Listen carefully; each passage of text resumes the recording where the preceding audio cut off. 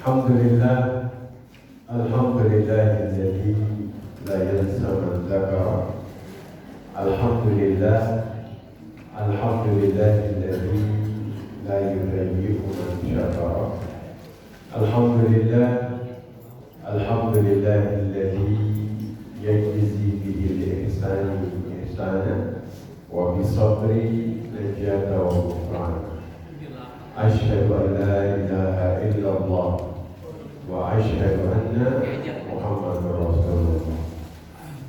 Allahumma salli ala sayyidina Muhammad wa ala alihi wa sahbihi wa man tabi'ahum ila yaumiddin, amma ba'd.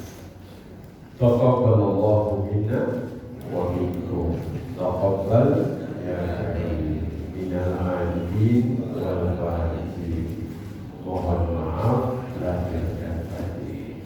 Semoga Allah menerima seluruh amalan puasa kita, sholat kita, bacaan Quran kita, semua kebaikan yang kita lakukan di bulan Ramadan kemarin.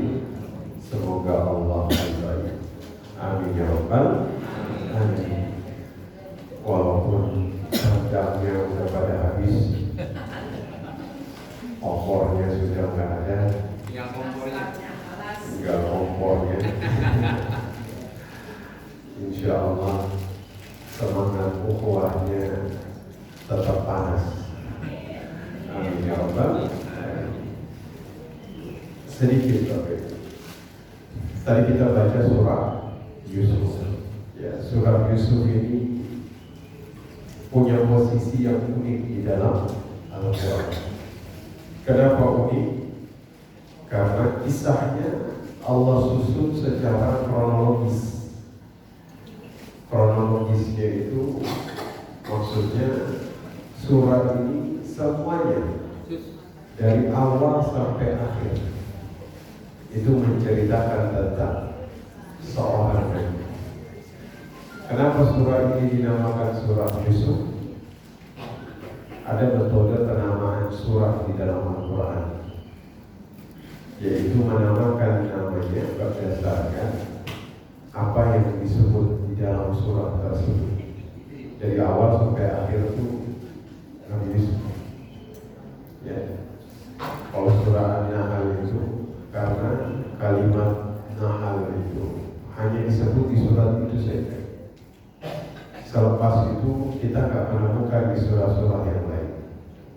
Seperti Al-Maidah hanya ada di surah itu saja dan tidak ditemukan di mana-mana surah. Makanya dinamakan surah Al-Maidah. Surah Al-Ankabut karena kalimat itu hanya ditemukan di dalam surah itu saja. Maka surah Yusuf karena sepanjang ayat dari pertama sampai terakhir menceritakan tentang Nabi Yusuf alaihi salam. Dan setiap ayat dari surat ini Bapak itu kalau diteliti satu persatu itu bisa jadi disertasi. Bisa jadi disertasi. Maksudnya itu bisa diteliti karena maknanya begitu luas. Dan surah ini diturunkan saat baginda Nabi Sallallahu Alaihi Wasallam itu dan kaum muslimin lagi tertekan, lagi sedih. Makanya Allah menurunkan surah ini sebagai pelajaran dan hikmah bagaimana mengatasi kesedihan, bagaimana mengatasi kesulitan di dalam hidup. Maka saya doakan mudah-mudahan selepas kita baca surah ini yang tersisa hanyalah kebahagiaan di dalam diri Bapak Ibu sekalian. Amin ya rabbal alamin. Ya, karena di dalamnya itu gamblang sekali. Allah cerita tentang kesedihan seorang ayah yang kehilangan putranya, yaitu Nabi Yakub. Nabi Yakub itu saking sedihnya sampai beliau buta. Ya, sampai beliau buta, tapi ini hanya sebagai pembuka saja. Mudah-mudahan Allah berikan kebahagiaan kita. Amin ya rabbal. Kemudian jadi surah-surah yang dibaca pada hari ini itu punya muatan yang luar biasa. Surah yang pertama, rakaat yang pertama, ini menampar betul kita. Innal ladzina qalu rabbuna Allah tsumma istaqamu. Ini berbicara tentang istiqamah kita. Ada satu ayat di dalam Quran itu yang ketika ayat ini turun, Nabi sampai muncul uban di rambutnya, saking kepikirannya. Sahabat itu sampai mengatakan, ya Rasulullah, laqad asra'a syaiban. Kok ubanmu tambah banyak ya Rasul? Kok tambah banyak uban di rambut? Apa jawab Nabi? Syaiban di hudun wa akhawatuha. Uban di rambutku itu tumbuh karena apa yang ada di dalam surat Hud dan semisalnya. Apa yang ada di dalam surat Hud sampai Nabi kepikiran tumbuh uban di rambutnya. Kalau kita janganlah kepikiran ayat Quran sampai tumbuh uban. Rata-rata kita ini tumbuh uban karena kepikiran masalah dunia. Untung yang tak kunjung datang, jabatan yang tak kunjung naik, betul? Rumah yang tak kunjung terjual, saking kepikiran rambutnya berubah. Pensiun langsung berubah seluruh rambut. Jadi mohon maaf ini yang udah berubah ya. Ada juga yang memang secara genetik ya dia berubah. Ya. Namun Nabi itu berubah karena satu ayat di dalam Al-Quran.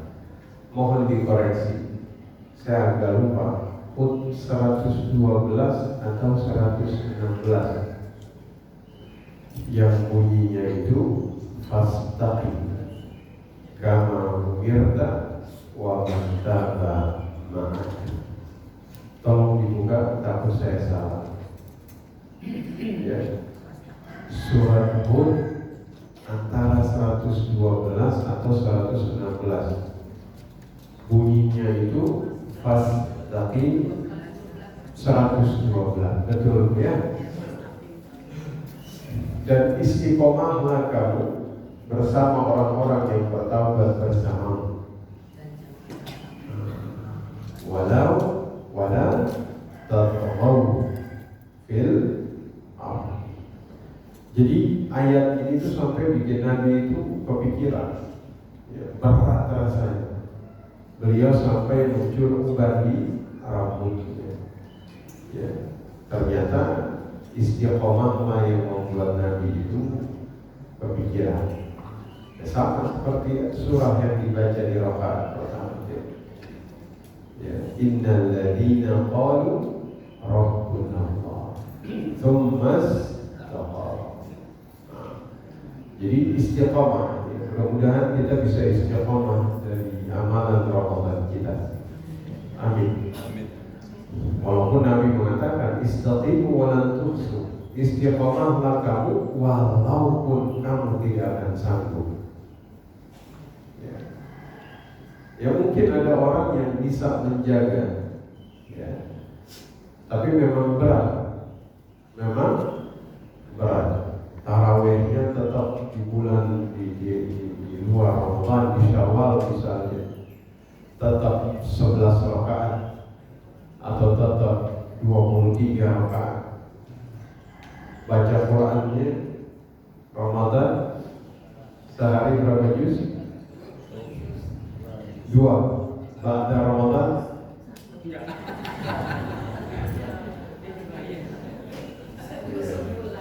sejuz sebulan.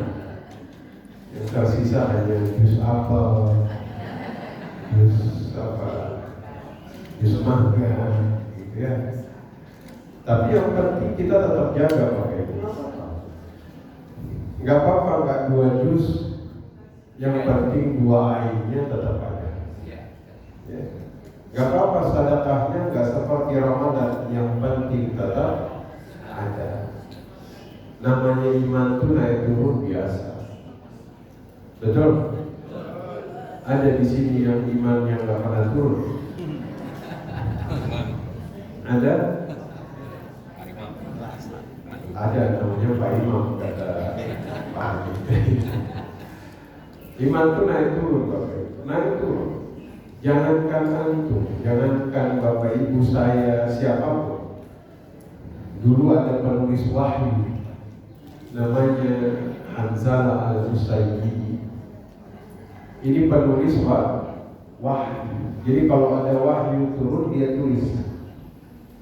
Dia selalu duduk bermajelis bersama baginda Nabi Sallallahu Alaihi Wasallam. Sekali waktu dia mengalami penurunan iman. Waktu lagi bermajelis bersama Nabi, imannya itu dia rasa tinggi sekali. Tapi kalau pulang ke rumahnya, dia rasa imannya ini kok turunnya banyak. Persis. Ya, kita ini sama lah.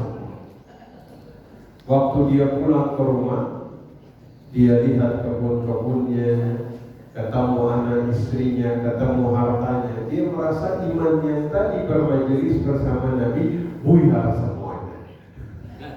Kayaknya itu kayak dari 100 itu turun tinggal 20. Artinya dia merasa jangan-jangan ini tanda kemunafikan. Akhirnya dia ekspresikan ini di jalanan, dia teriak-teriak, Hanzalah nafaq, Hanzalah munafik, Hanzalah munafik, Hanzalah munafik. Dia teriak-teriak di jalanan. Ternyata teriakan ini bersamaan dengan lewatnya satu orang sahabat yang kebetulan ini kalau Hanzalah penulis wahyu, ini yang lewat orang ketiga yang masuk Islam di dalam sejarah. Orang ketiga. Ini yang lewat ini Nabi bilang kalau imannya kaum muslimin ditimbang dengan iman beliau, maka masih berat iman beliau. Ini orang ketiga ini masuk Islam tanpa ada keraguan. Kalau sahabat yang lain masuk Islam mungkin nanya-nanya dulu, ini gimana? Ini gimana? Masih ragu, besok baru masuk, 2 hari baru masuk. Ini orang yang lewat ini sekali dia dengar langsung masuk. Abu Bakar As-Siddiq. Waktu dia lewat kedengaran Hanzalah lagi teriak, Hanzalah munafik, Hanzalah munafik. Kenapa kamu teriak-teriak seperti itu? Dia bilang, ya Rasul, ya Abu Bakar, saya kalau sama Nabi bermajelis, iman saya setinggi-tingginya. Tapi kok kalau pulang ke rumah ketemu anak istri, harta, ya, sama kayak kita. Tapi kalau lagi bermajelis ilmu, imannya Masya Allah. Tapi kalau pulang melihat koleksi ikan lohan, ikan koi, ya, kok jadi turun lagi? Apa jawab Abu Bakar? Saya juga seperti itu. Abu Bakar. Akhirnya mari kita tanya kepada Nabi Sallallahu Alaihi Wasallam. Waktu tanya Nabi bilang, wahai Hanzalah, kalau misalnya imanmu setiap hari, setiap detik dia naik seperti kamu bersamaku, la safahatumul malaikah. Kamu tuh di atas tempat tidur belum bangun, malaikat sudah nyalamin. Keluar dari rumah sudah disalamin sama malaikat. Lagi jalan disalamin sama malaikat. Bayangin, malaikat itu nyalamin orang yang imannya itu seperti itu. Tapi ya, saat-saat ada waktu-waktunya. Ada saat. Jadi iman itu ya kita naik, kita turun. Yang penting dipertahankan. Yang penting dipertahankan sehingga kemudian kita bisa menjaga minimal. Tapi alhamdulillah tiap bulan, tiap minggu majelis ilmu selalu ada di sini dan ibu-ibu, bapak-bapak selalu hadir ya. Minimal ini membuat iman kita tetap terjaga. Majelis ilmu, taman surga, taman yang malaikat itu selalu pengen hadir. Ya, malaikat itu turun cuma di sini, turunnya cuma di sini. Majelis ilmu. Maka mudah-mudahan majelis ilmu kita ini bisa menjadikan kita ini semuanya tetap berada dalam ikatan iman dan ukhuwah. Amin ya rabbal alamin. Nah, Bapak Ibu sekalian yang dimuliakan Allah Subhanahu wa taala, karena ini sebagai pembuka, maka saya ingin bahas tentang bab muamalah. Ya, tentang bab muamalah sama seperti muamalah yang kita bahas, tapi tidak dalam bab hartanya, tapi dalam bab interaksi sosial. Ya, karena kita masih di Syawal, mudah-mudahan ini bisa terus kemudian mengikat ya, kita di dalam persaudaraan. Amin ya rabbal alamin. Ada 3 hal yang ingin saya bahas terkait dengan bab muamalah atau interaksi kita antara satu dengan yang lain. Dalam Quran surah Shad, ayat ke-24. Di sini Allah Subhanahu wa taala berfirman, "Wa inna katsiran minal khulaqa'i la yabghi ba'duhum 'ala ba'din illa alladziina aamanu wa 'amilus shalihati wa qalilun minhum." Ya.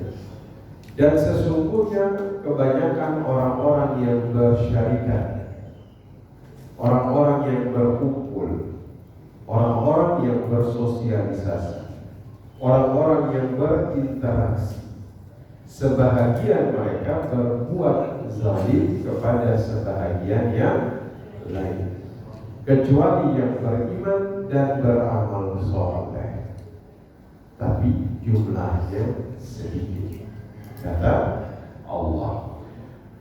Jadi kita ini dalam kebersamaan, ya, apapun kebersamaan kita, mau kita satu majelis ilmu, mau kita satu organisasi, mau kita satu tempat kerjaan, mau kita satu kumpulan keluarga besar, ikatan apapun, kemungkinan terjadinya gesekan itu sangat mungkin ada. Betul? Jangankan itu, suami istri saja bergesekan, betul? Siapa suami istri di sini yang gak pernah ribut? Ada?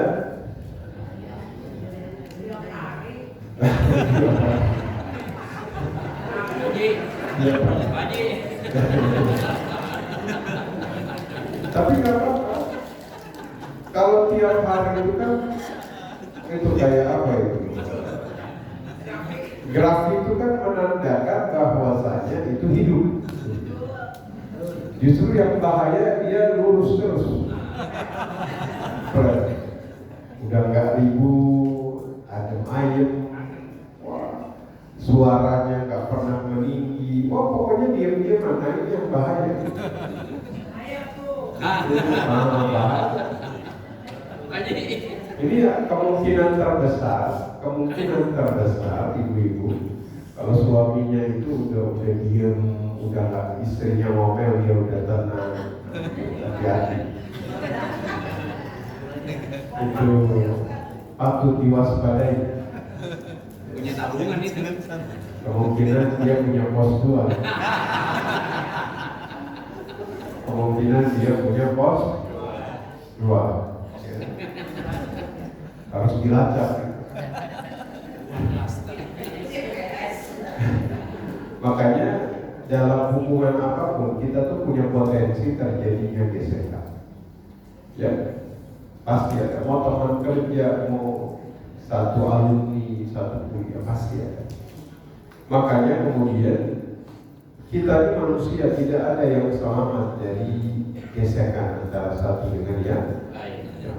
Kalau ada manusia yang tidak pernah tersakiti, mungkin Nabi saking baiknya Nabi ngomong sama orang lain lembut, gak pernah menzalimi orang lain, orangnya sabar, orangnya tawadhu. Nabi segitunya aja masih disakiti, apalagi Bapak ini, apalagi saya.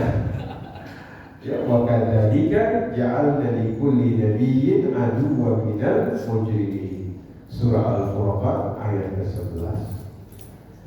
Berarti dari sini tidak ada satupun manusia yang bisa selamat dari yang namanya gesekan.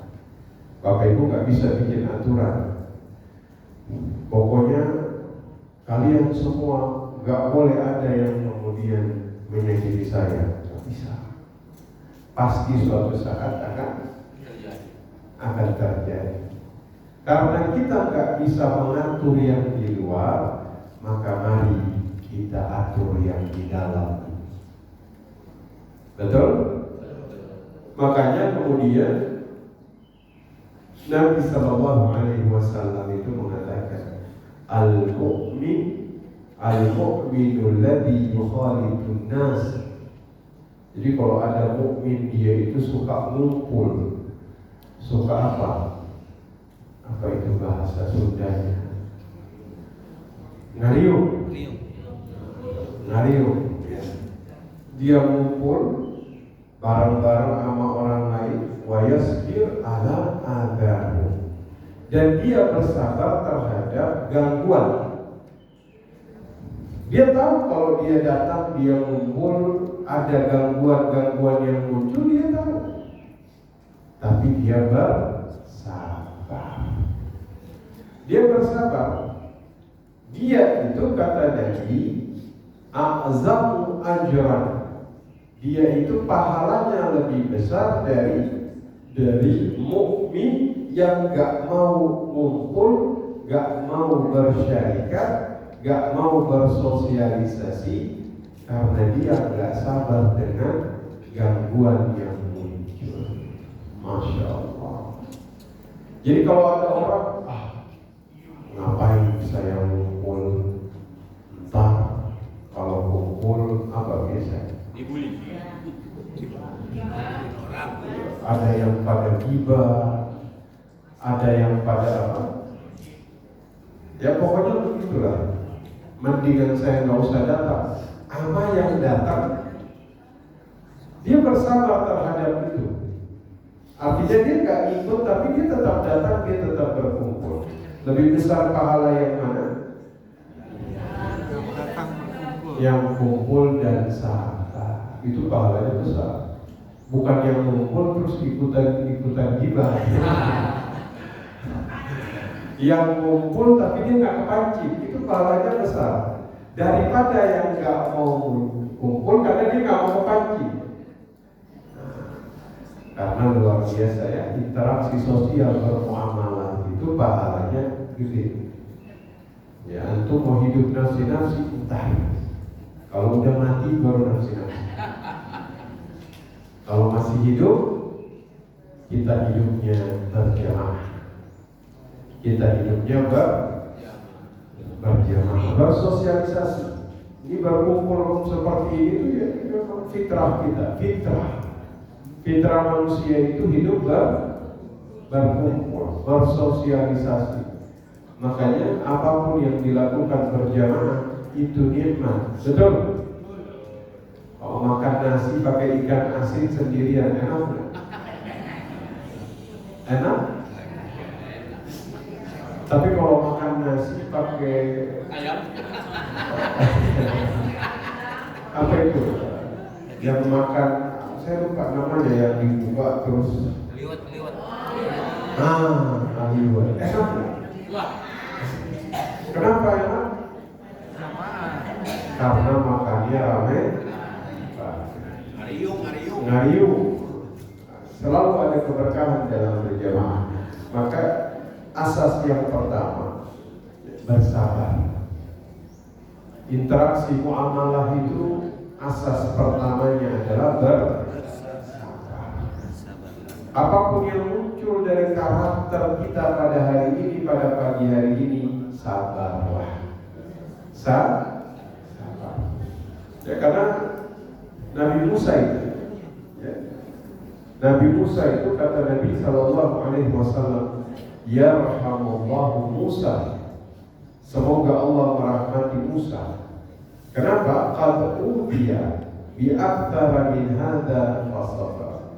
Nabi Musa itu disakiti lebih banyak dari ini, tapi beliau bersabar. Ya, tapi beliau apa? Bersabar. Nabi Musa itu kan punya karakteristik kalau disakiti beliau sabar. Makanya Nabi Muhammad itu kalau disakiti apa kata beliau? Allahumma ghfir li qaumi. Ya Allah, ampunilah, rahmatilah kaumku, fa innahum la ya'lamun, karena mereka tidak mengetahui. Maka itu asas pertama dalam muamalah. Apa itu? Bersabar. Maka Bapak Ibu, ya, kita sabar itu mendatangkan kecintaan dari Allah Subhanahu. Tapi ingat, sabar dalam Islam itu bukan sabar yang pasif, tapi sabar yang aktif. Misal ada dalam jual beli misalnya, Bapak Ibu dizalimi bisa melakukan transaksi, ya, terus Bapak Ibu sabar. Habis itu transaksi lagi, dizalimi lagi, sabar.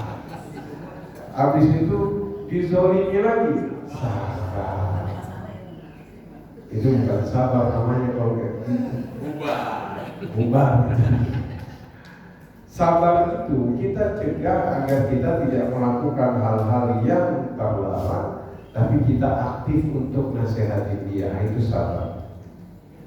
Jadi sabar itu bukan hanya kita menahan diri dari sesuatu yang tidak menyenangkan, tapi keluar dari situasi tersebut. Ya, Ustaz, saya nggak digaji udah 2 bulan dan saya sabar. 3 bulan saya sabar. 4 bulan saya nggak makan, saya sabar. Oke, siap-siap kan kayak gitu. Ubah.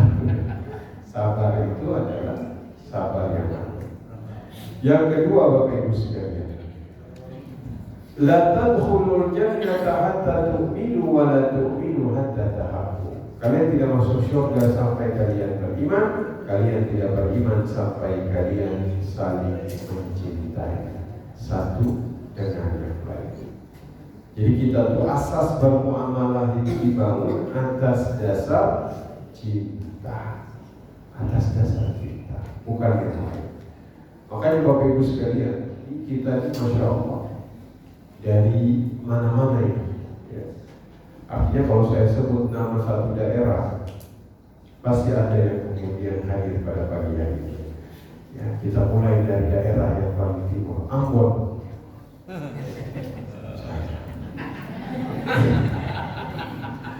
Kita geser sedikit. Ada yang dari Manado, Sulawesi Utara, tidak ada. Sulawesi Tengah, tidak ada. Sulawesi Selatan, tidak ada. Tadi saya mewakili daerah timur. Ada yang dari Kalimantan, ada. Sumatera, dari Jawa, karena ini di Pulau Jawa ini. Ya, artinya kita dari mana-mana, semuanya itu bisa hadir di sini karena saling itu asas bermuamalah. Makanya kita itu dalam bermuamalah itu wajib hukumnya saling mencintai karena Allah. Itu wajib. Bukan mencintai karena kepentingan dunia. Ini harus digarisbawahi. Kenapa? Kalau ada orang bersaudara karena dunia, ini bahaya. Kalau dunianya hilang, maka hilang cintanya. Betul? Ada orang mencintai karena jabatan. Dipastikan yang punya jabatan pensiun, cintanya juga pensiun. Luntur, betul? Kalau ada yang bersaudara karena uang, harta, yang dia cintai hartanya hilang, cintanya juga hilang. Betul? Maka wajib hukumnya dalam asas muamalah, cintanya itu karena Allah. Insya Allah sampai akhirat dia nggak pudar. Sampai akhirat dia nggak pudar. Makanya dalam asas bermuamalah wajib hukumnya saling mencintai karena Allah. Uhibbukum lillah. Saya cintai kalian karena Allah, bukan karena yang lain. Kenapa? Kalau saya cinta karena kekuasaan Bapak Ibu hilang, cinta saya juga hilang. Betul? Kalau saya cinta karena harta, hilang cinta. Kalau saya cinta karena kepentingan, hilang rasa cinta. Maka wajib hukumnya saling mencintai karena Allah. Karena inilah cinta yang gak pernah hilang, gak pernah pudar, gak pernah luntur. Itulah cinta Ansar dengan Muhajirin. Allah abadikan di dalam Al-Quran. Mudah-mudahan Allah ikat rasa cinta ini selalu. Amin ya Rabbal alamin. Jadi sudah berapa itu Bapak? Sudah berapa? 2. Sekarang yang ketiga. Yang ketiga ini ijtanibu Al-Hujurat ayat 12. Al-Hujurat ayat ke-12. Ijtanibu katsiran minaz-zanni inna ba'daz-zanni itsmun. Hindari jauhi prasangka, karena sebagian prasangka itu dosa. Sebagian prasangka itu dosa. Bapak Ibu pernah berprasangka? Pernah. Prasangka baik, amin. Prasangka itu kalau ada 10 di kepala kita, dipastikan 5-nya itu dosa. Kata Allah di dalam Al-Quran, inna ba'da zan, sebagian isi dari prasangka kita ini itu dosa. Makanya kita dalam muamalah, dalam hubungan kita ini jauhi yang namanya apa? Prasangka. Prasangka ini bahaya Bapak Ibu sekalian. Ya. Contoh.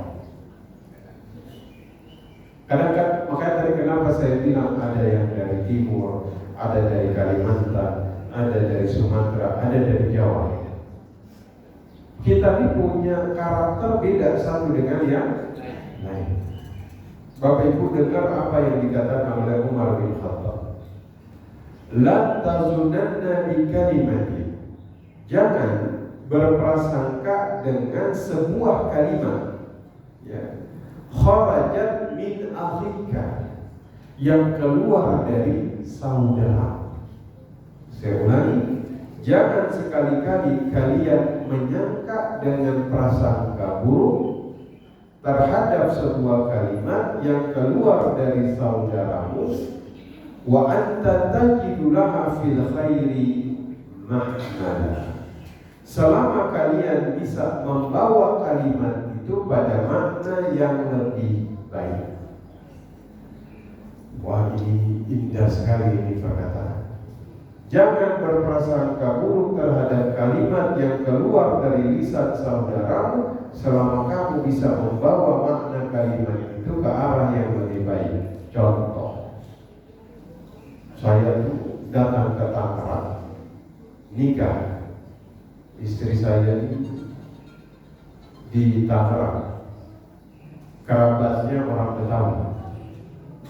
Ini saya di mobil dengan kerabat istri. Terus saya tanya, Bang, makan di mana kita Bang? Terus beliau jawab, bodoh. Ya kan? Saya dari timur. Dalam hati, dibilang bodoh rupanya saya. Gitu ya. Tapi saya tetap tenang, mencoba membawa makna ini ke yang lebih baik. Kan nadanya beda. Nadanya agak sedikit ada cengkoknya begitu. Bodoh. Mungkin ada makna lain yang saya belum paham. Ternyata setelah itu saya tanya, baru dibilang itu artinya terserah Ustaz. Oh, Masya Allah. Kalau enggak, saya sudah berprasangka sama kayak misalnya kita orang timur diundang makan sama orang Jawa. Iki jangan, iki jangan. Ingin diambil. Dalam arti jangan semua ini. Ya kan habis itu kita tanya kalau yang boleh yang mana itu. Iya kan? Iya, ini ada orang Papua dia datang ke Jawa. Terus dia jajan di warung. Ya. Orang Jawa kan sopan. Bilang kepada orang yang lagi jajan, kerasan mas di sini. Kerasan mas di sini maksudnya betah mas di sini. Ini orangnya salah tangkap, dia jawab apa? Mas, kalau kamu keras saya juga keras. Ada ribut. Jadi lihat bagaimana Islam itu ngajarin kita biar nggak prasangka apapun yang keluar selama masih bisa dibawa ke makna yang lebih baik. Geser dulu ke makna yang lebih baik. Dalam satu kisah Pak, ada seseorang dia turun ke bawah. Apa turunannya? Kalau ada yang turunan berarti ada yang nanjak. Di tengah jalan dia ketemu babi. Babinya ini menutupin jalan. Ini orang karena turunan, dia papasan sama yang lagi naik, niat dia tuh baik. Dia teriak sama yang melewat sama dia, babi, begitu maaf. Maksud dia hati-hati di atas ada babi. Ini yang papasan langsung teriak juga, lo yang babi. Padahal dia nggak tahu nih orang niatnya ngasih tahu hati-hati. Di atas ada babi. Nah itu, makanya tuh agar nggak husnuzon, bawa dulu ke makna yang lebih baik. Dan ini bukan hanya kata-kata, karakter pun demikian. Ya. Saya tuh punya sahabat, orangnya tuh emang nggak pernah senyum, nggak pernah senyum. Orang kalau ketemu tahunya tuh judes, padahal baiknya luar biasa. Ya emang udah kayak gitu orangnya. Udah kayak gitu. Orang yang baru ketemu nganggapnya, ya orang udah dibaikin, udah dibegini, ya udah kayak begitu.